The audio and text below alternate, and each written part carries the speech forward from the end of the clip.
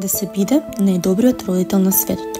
Зошто воспитувањето на детето е толку тешка работа? Зошто и покрај купот прочитани книги, теоријата на воспитувањето, разговорите со стручни лица и понатаму е тешко да се воспитаат децата? Зошто многобројните совети на искусни мајки, баби, пријателки не можат да направат воспитувањето да стане полесно? Зошто, иако сме се вооружиле со сето она за кое мислиме дека е важно за успешно родителство, и понатаму безуспешно се обидуваме да го постигнеме она што го посакуваме? Зошто и понатаму постојат деца со ниска самодоверба, несреќни, песимистични, полни со стравови, проблематични, неблагодарни, непослушни и себични? Затоа што, драги мои, повеќето од тоа што го слушаме и мислиме дека го знаеме е нешто што се нарекува позајмено знаење.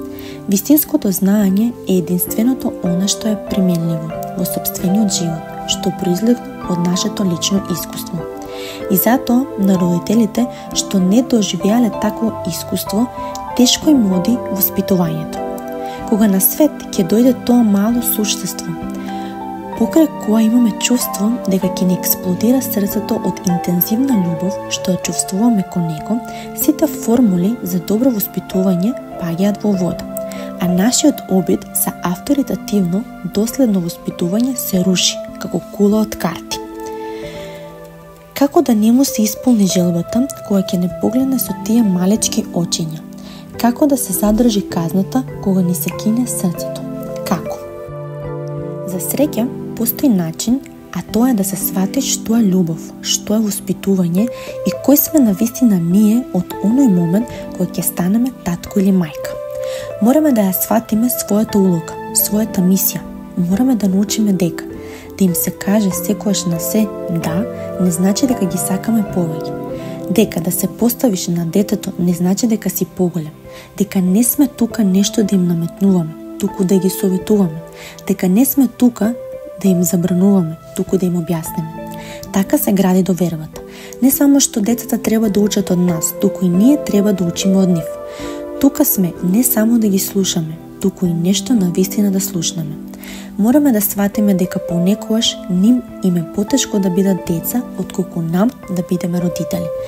Дури откако навистина ќе сме отворени за нови сознанија, за нови знаења, дури тогаш ќе сватиме дека ним не им треба нашето друштво, туку нашата вистинска присутност.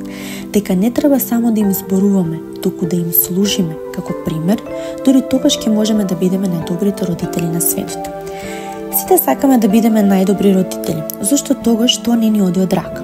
Како е можно да не ни успева нешто што сите го сакаме најмногу од се? Не само што не успеваме во тоа, туку и со децата што ги сакаме повеќе од својот живот се судруваме. Тоа е затоа што мислиме дека секогаш знаеме повеќе од нив, а на децата тоа никако не им е јасно. Ним им е тоа неприфатливо. Не сме ни свесни дека со тоа им испраќаме порака. Ти не знаеш што е добро за тебе. Јас знам. Тоа е причината што постојат голем број дисфункционални семејства. Да се ставиме само за миг во нивната кожа. Тоа сигурно нема да ни биде тешко, бидејќи некош одамна и ние сме биле деца. И ќе се сетиме како сме се чувствувале кога ни зборувале дека некои нешта не можеме сами да ги направиме. Дека не сме доволно големи сами да донесуваме одлуки. И нашите родители сакале да бидат најдобрите родители на светот. Зошто тогаш и ним не им одело од рака? Тоа нема да можеме да бидеме се додека не го осознаеме следново. Со кое право ние како родители мислиме дека знаеме се? Ние не сме нашето дете, ги немаме неговите соништа, во нас не гори неговата страст. Се додека се обидуваме да го живееме животот на детето, ќе се судруваме со него. Да го осознаеме ова што порано. Колку родители му кажуваат на своето дете: не верувам дека тоа е добро за тебе. А зошто? Затоа што тоа не е добро за самиот родител. Во тој момент децата би ни рекле: те молам, кажи ми дека се шегуваш. Како можеш ти да знаеш што сакам јас, кога не знаеш што се знам јас? Понекогаш не знаеш дури ни кој сум јас. Не си роден во времето кога сум роден јас. Никогаш не си газал во моите чевли. Не ја чувствуваш мојата страст и те молам, остави ме на мир. Децата знаат што сакаат и се многу интуитивни, а не им велиме, но јас за тебе имам избрано друг пат. Ајде да се запрашаме. Како му е тогаш на нашето дете? Детето е растргнато помеѓу она што знае дека го сака од животот, од една страна, и нас, кои сме му се на светот, но во тој миг не го поддржуваме од друга страна. Ова мора да е многу болно. Анализирајќи ги децата и родителите, на децата гледам како учители, затоа што тие се поблиску до својот извор и полесно ги следат своето срце и своите соништа. Кога ќе почнеме на детето да гледаме како на некој што сака да ги следи своите сништа, што сака да биде среќен, а не како на некој што сака да ги оствари нашите сништа и да ги задоволи нашите потреби, ќе се случат неверојатни промени. Како да го смениме ова? Ако дојде да не прашаат нешто, да не ги затрупуваме со одговори, туку подобро да им кажеме: па јас сум сигурна дека ти го знаеш одговорот на тоа прашање. Ајде размисли малку. Заедно ќе го најдеме одговорот. Не би било добро јас да ти кажам што и како ќе направиш, бидејќи мојот одговор нема да биде исправен за тебе. Мојот одговор е резултат на моето искуство и доаѓа од мојот поглед на животот, кој вели дека токму тоа е добро за тебе. Да се обидеме заедно да го пронајдеме одговорот за тебе. При тоа мораме да обрнеме внимание на уште нешто, имено детето да не му испраќаме двојна порака. Ако му зборуваме дека може да направи се што сака, не смееме да го спречуваме во тоа кога неговите желби не се поклопуваат со нашите. Тогаш детето ќе ни покаже дека не сме баш толку големи и тука започнува судрот. Бидејќи детето ќе пронајде начин како да го оствари она што го сака.